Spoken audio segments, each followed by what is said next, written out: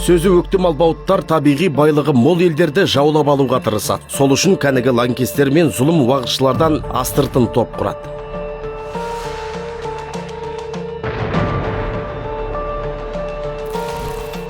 Рөлдер бөлінген, құдіреттілер қалтарыстан қаржыландырады, содырлар жазықсызда жазғырады, ал Абдуллах Зуфар сияқтылар қылмысты ақтайды. Мұсылмандарға қиянат жасап жатқан қаскөйдің көксегеніне арбау амалы қандай?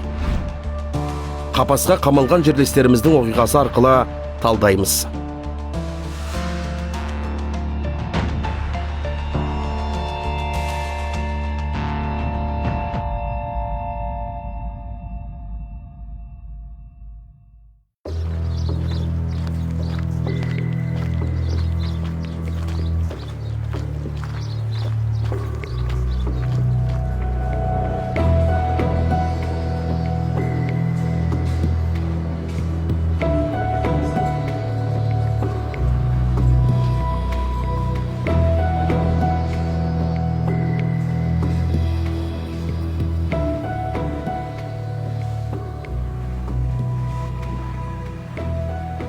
İslam'da sonra 2017 жылы, 2016 mı 17 жылы үйрене бастадым. Сол кезде намазды оқуды үйрене бастадым.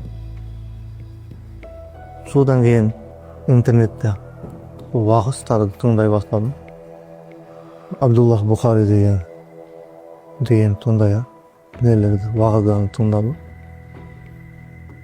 Содан кейін интернетте сол видео әртүрлі видеолар көріп, сайтымда, страницамда қалып кетті.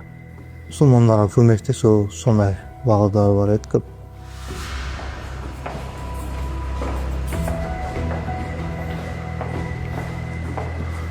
Бір-біріне бауырмашыл болу керек деген уағыздан тыңдауға өттім.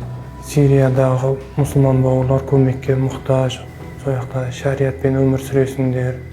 Осындай бір жерде бірге боласыңдар, бір-бірлеріңе көмектесесіңдер, ертең күн жәрдем бермейтін болсаңдар, Аллахтың алдында сұраласыңдар деген сол уағыздарын естіп, дін деген осы екен ғой деп сол көзқарасым өзгерді.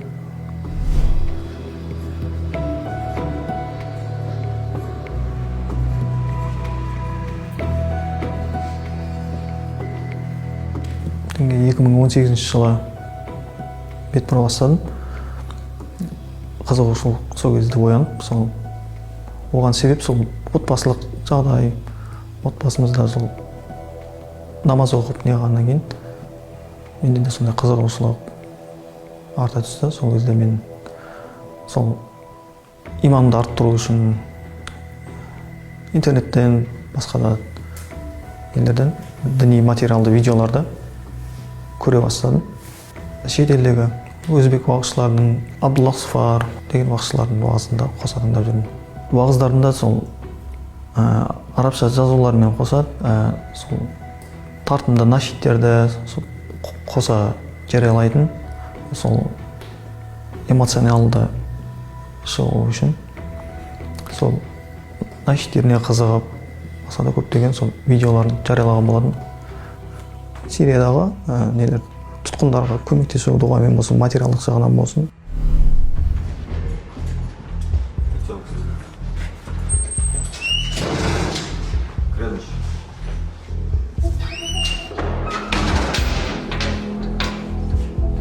Қандай айтсам болады. Ярық неме екенін білместен қараңғы деп жүрген адамға любой нәрсені көрсетсе кете барады үшін ұқсап. Ләмбішкені құяш деп кете баратын адамдар көп те. Tabii işesi bilmegenden keyin adam қаушап оңғай. Жасурбек Ділмұрат, Ихтиор Фатхулло. Бұл жігіттердің бәрі оңтүстік өңірде дүниеге келген. Өзара таныс емес, бірақ үзеңгілес. Бірі өзбек ұлтының, енді бірі тәжік ұлтының өкілі. Бұлар әлеуметтік желі арқылы экстремистік мазмұндағы материалдарды таратып, терроризмді насихаттаған. Өзбекский лекциялар тыңдан, одан кейін кетіп қалды менше. Өзбекский лекцияда тыңдап көріп, өйткені мен өзбек болсам өзбекше де түсінемін да. Сол үшін соларды тыңдап, бір жақты тыңдап кетіп қалу мен қателік деп ойлаймын ше.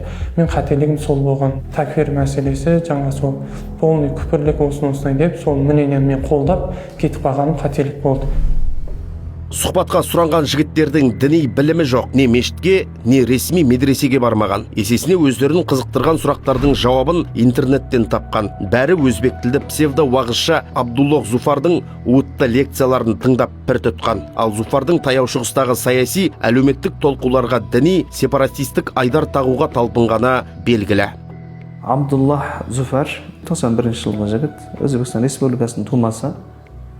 Бұл Европа елдерінде жүріп, қазір таңда оның әлеуметтік желілерде 21 ғасыр әр азат мұсылмандарға фарыз айын болған жихад жасау ұранын айтып отыр. Уағыздарының бағыты, шариғаттың мақсаты бұл құлшылық, ораза, намаз емес, шариғаттың мақсаты соғысу, дәріл күфірден дәріл исламға хижрат жасау, барынша мұсылмандарға жанымен, малымен көмектесу. Яғни такфир мәселесі, жихад мәселесін орындатып жүрген уағызшы. Әр азаматқа діни иммунитет болу керек, діни сергек болу керек. Яғни ақ пен қараны ажыратып алатындай деңгейде болу керек. Ондай жағдай болмаса, әлеуметтік желілерде әртүрлі сипатпен әртүрлі радикалды уағызшылар шыға береді. Әркім солардың ықпалына түсе берсе, қоғамға кері әсерін тигізеді. Абдуллох Зуфар лақап атымен танылған псевдо-уағызшы Өзбекстан Республикасында дүниеге келген. Шын аты-жөні Зофир Гафоров. 17 жасында Мысырға кетіп, сол жақта лаңкестердің идеологиялық көсемі әрі жерлесі Содикжон Мұхамедиевке арбалады. Қазір бұл екеуі Катиба Таухид уәл Джихад халықаралық террористік ұйымының сойылын соғып жүр. Әлеуметтік желілер арқылы лаңкестердің зорлық-зомбылықтарын ақтайды. Орталық Азиядан жастарды содырлар сапына қосылуға шақырады. Ескертеміз, Қазақстан Республикасы аумағында Содик Самарканди мен Абдуллох Зуфардың аудио-видео материалдарын сақтап таратуға сот шешімімен тыйым салынған. Зуфарды айтып жатырмыз, пәтуа шығара салады, бір жерден адамдар жаңылдыра салады, Құранда айтылатын сөздерді жастарға теріс, дұрыс емес бағыттар бойынша насихаттап жатыр. Жастарымыз кейбір нәрселерде сараптауды, терең ойлануды қажет етпейтін дүниелер, я жоқ деген жауаппен ғана шектелетін мәселелерді тез қабылдағысы келеді. Қазіргі видеороликтерде сондай ғой, қысқа. Неге? Өйткені манипуляциялау, жастардың ақыл оймен ойнау, олардың амбициясымен, олардың жаңағы қызуқандылығымен ойнау жақсы пайдаланатын болған қазір. Қазір имамдардың деңгейімен жамағаттың жаңа сәләфиліктердің деңгейіндегі екеуінің айырмашылығы екі бөлек. Ал енді жастарға ғылым жолын таңдайсың ба, жоқ әлде мынандай буквалды тікелей жолды таңдайсың ба дегенде, көбінесе жастар жаңағы ұзын видеоны, киноны көруден қарағанда, тиктокта қысқа видеоны таңдаған сияқты, бұл жерде таңдаулар көбінесе сәләфиге кетіп қалатындықтар содан да. Мысалы, соғыс дей салады, тез бір нәрсені шығарады, харам дей салады. Қылмысты заңдастырып беріп жатқандықтан біз қазір барынша жамағаттарымызға бұндай ақпараттарға құлақ аспауларын барлық жерде тікелей жастарымызға айтамыз. Абдуллох Зуфардың қаупі қандай? Мемлекеттік құрылымға қарсы, зайырлылықты мойындамайды, діни мәтіндерді бұрмалайды, дәстүрді мансұқтайды, ақылды бұғаттайды, психологиялық манипуляция жасайды, радикалды идеологияны таратады, жалған түсінік қалыптастырады, қоғамда жік тудырады, жастарды агрессияға итермелейді, заңсыз қаржы жинайды. Көптеген жастар, өзбек ұлтының азаматтары әлеуметтік желіде өзінің парақшасында сондай тыйым салынған уағыздар сақтаған үшін немесе тарқатқан үшін істі болып бас бостандығынан айырылып жатыр, өкінішке орай. Ашыққан адам тамақ болса болды, оны қарамай, дәміне қарамай бірінші жей береді. Кейін тойып алғаннан кейін не істейді? Мынау дәм мынандай екен, мынау мынандай екен деп ажырата бастайды. Сол секілді рухани аш адамда кез келген уағыздың, яғни оны білім жоқ қой. Бірден соны тыңдап, ары қарап соны өзіне діни қажеттілік ретінде пайдалана бастайды. Ұстазың кім десең, ғаламторда айтады.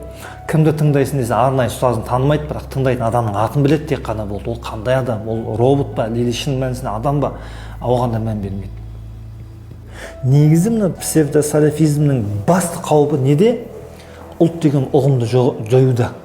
Мысалы айтатын болсақ, қараңыз, Алла Тағала Құранда бізді ұлт-ұлтқа, тайпаға бөліп қойдым деп Алла Тағала өзі айтып тұр. Біз өзіміз бөлінген жоқпыз. Алла бізді бөлді. Себебі неге? Бір-бірлерімен қарым-қатынас жасап, байланыс орнату үшін, танысу үшін деп тұр. Енді әрбір ұлтты білдіретін ұғымы болады да, құндылығы болады. Мамандардың насихатын елемеген Фатхулло мен Ихтиор әлеуметтік желіде лаңкестердің зорлық-зомбылығын дәріптеді. Қанды қылмыстарын қолдады. Ал Жасурбек Ділмұрат ортасынан оқшауланып елді тастап таяу шығыстағы содырларға қосылды. Шариатпен өмір сүру керек деген нәрселерді айтады ғой енді по-любому ол жерде. Шариатпен өмір сүру керек деп айтқан. Турцияға барып, Турциядан Сирияға өтіп кеттім, өзімді түсінбей қалдым. Ана жерде соғыс болып жатыр, әркім кіммен кім болып жатыр білмейсің, өліп жатыр бәрі. Адамдар бекерден өз өліп кетіп жатады. Білмейсің де кім кімді өлдіріп жатыр ана жерде. Енді ваххабизм идеологиясы государствоны айыптайтын ете, күпір мемлекеті основной көбісі кәпірлер өмір сүреді ояқта деп ше. Шахид деген уағыздарда болды, мысалы. Шахидтердің дәрежелерін айтып берді ғой жерде ше, мысалы. Ең главный мысалы соғыста кіріп бара жатқан кезде кәпірлердің қолынан өлетін болса, сондай кезде шахид болып кетесің, мысалы. Мешіттерге әкіріп, мысалы, бомбамен жар жеріп, сондай болып осындай случайлар болып тұратын ете. Мұсылмандар емес оқып жатқан мешітте деп сұраған кезінде, олар мысалы намаз оқып сондай қанымен оның бәріне олар күпірлікте айыптайды, осындай кәпір деп сөйтіп айтады да, сөйтіп жарып, сөйтіп атып, сондай қылады, сондай случайлар болады. Таухид ва джихад деген катибасында болды ғой, Жабхат Нусра дегеннің ішінде. Катиба Таухид вал Джихад 2014 жылы Сирия аумағында құрылған халықаралық террористік ұйым. Негізін өзбек тілді лаңкестер қалаған. Абдуллох Зуфар дәл осы ұйымның медиа белсендісі. Ол манипуляциялық әдістер арқылы жақтастарын қарулы джихадқа шақырды. Шам жеріндегі қырғынға жанкештілерді дайындады. Біріккен ұлттар ұйымы мен ақш Катиба Таухид вал Джихад ұйымын террористік деп танып, әлемнің көптеген елдері қызметіне тыйым салды. Бұл сәләфизмнің аты барды заты жоқ.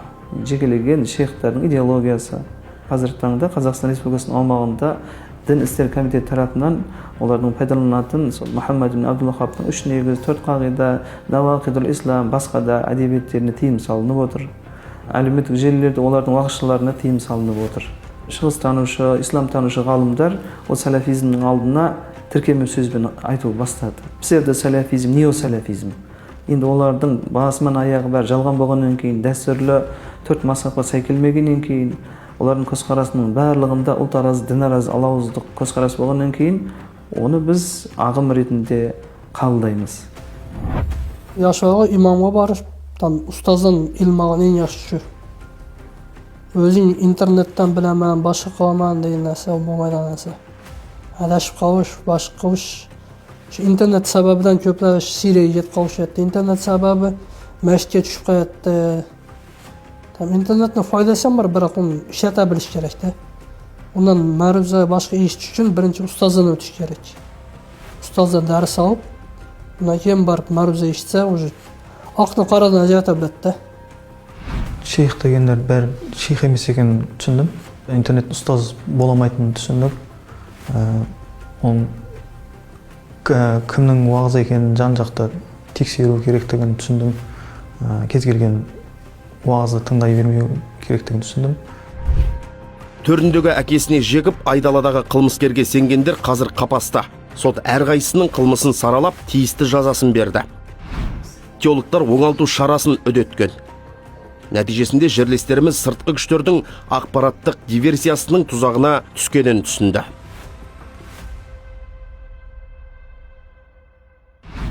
Ата-анамдан кешірім сұрай бере қойған. Көп қиналып кетті ата-анам менен, көп жүгіртті. Ілім болмағаннан кейін сол кетіп қалдық қой, білмей, түсінбей қалдық қой.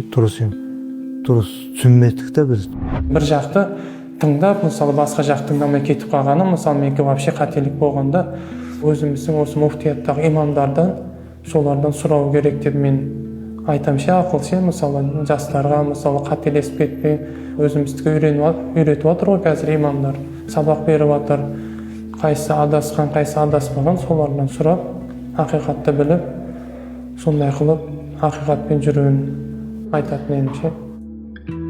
Абдуллох Зуфар дін атын жамылған жоба. Әлемдік саясатта үстемдік құруға талпынғандардың таласынан пайда болған. Яғни гео ахуал ушыққан сайын талай псевдо уағызшы шептің алдыңғы шегіне шығып арандата бермек.